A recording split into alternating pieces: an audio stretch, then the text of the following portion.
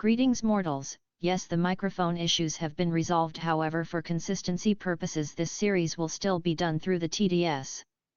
Right now I know the fandom is a little split between supporters of the Twitter user and the people who have doubts about the sincerity of Hoyoverse in this case.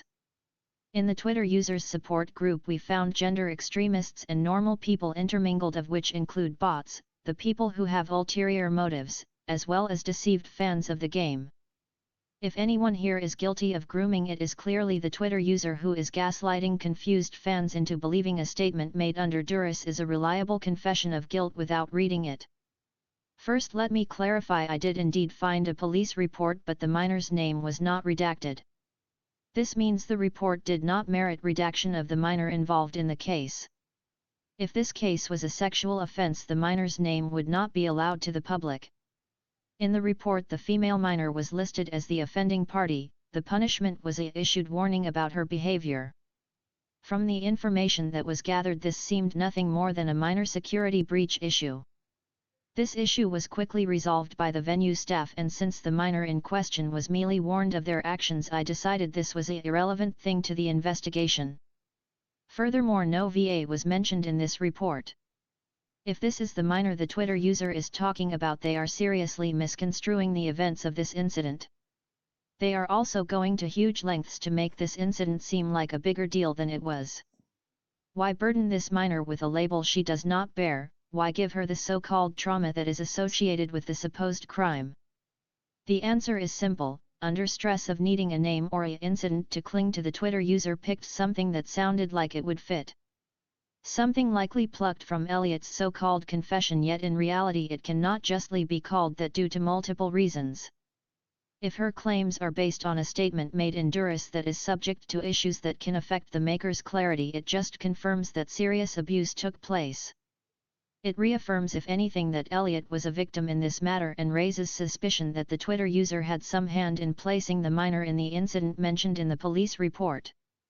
Since the report in question came from a third party other than the venue, corporation, or Elliot, it is indeed far more reliable in telling us many things. It told us the minor in question was an offending party, even if said offense was minor trespassing. Because the minor's name is mentioned, it tells us there was no sexual-based offenses that took place. Furthermore, the date on the report in question confirms this was not a recent incident. Because this report and its discovery were only made possible through a statement made in duress, and the VA was never mentioned, there is no guarantee this is even connected to Elliot.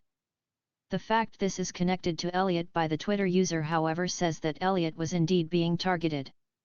The fact it was pointed to as part of Elliot's confession puts Hoyoverse's HR in a direct line of fire.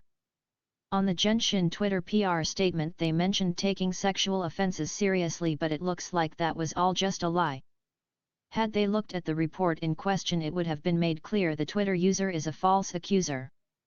If this assertion is not correct, it means this incident was still used by Hoyoverse HR to bludgeon Elliot into a false confession on behalf of the Twitter user.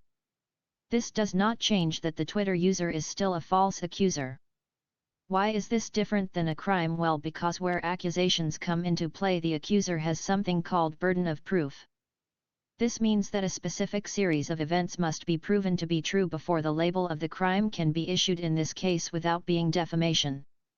The false accusers would need actual court documents to support their claims.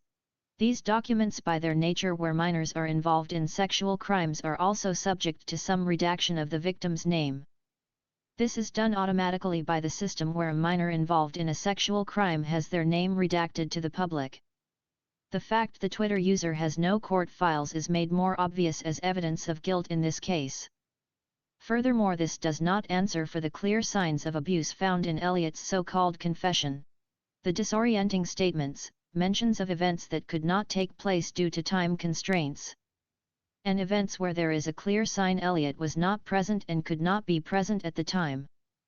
On top of this, it was clear a report on a minor trespassing in the VIP area of VAs during a convention where no specific VA was mentioned raises the question. Was Elliot even present at the venue, or was this a crime that was forced upon him by terrible HR practices and the Twitter user's clear abusive behavior? If we take the police report into consideration, the rabbit hole only goes deeper. If we assume that lack of clarity in a state of stress-induced trauma mixed with the false accuser's abuse are at play, things are different. It's highly possible Elliot thought he was the VA when the truth could be he heard the story from another VA, but since nothing happened, the disorienting factors again mean any statement he has made is unreliable. This is not a proof of guilt, on the contrary, it puts even more suspicion on his accuser, who claims to be someone he is afraid of. This claim by the Twitter user was accompanied by a taunt to anyone who did not believe them. Said taunt was aggressive, vile, and a dog whistle to insiders to censor any dissenting views. The very same abusive tactics Jamie Markey used on Vic, the same instructions present in a vile little book. The Twitter user's own clear celebration is a sign that they relish in the horrible act they committed. This was not done out of any margin of concern for another person. Again, Hoyover's HR is put in a direct line of fire, meaning that they too had a hand in Elliot's abuse. If their claims on the Genshin Impact Twitter were true, this would not be the case.